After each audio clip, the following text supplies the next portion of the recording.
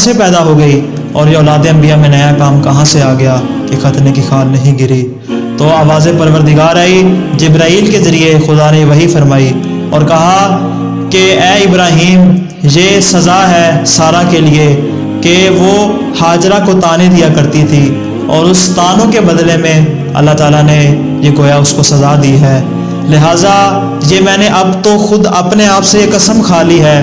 کہ آج کے بعد جتنی بھی اولاد انبیاء ہوں گی ان میں سے کسی کی بھی ختنے کی کھال نہیں گرے گی،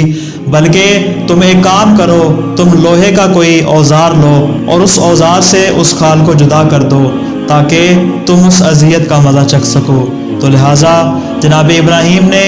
ایک لوہے کی چھری یا اس طرح کی کوئی بھی ایسی چیز اٹھائی اور اس سے اس کھال کو جدا کیا، اور بعد میں جتنے بھی افراد آئے ان میں سنت جاری ہو گئی، اور یہ وہی مقام تھا کہ جہاں سے لوگوں میں ختنہ کی سنت جاری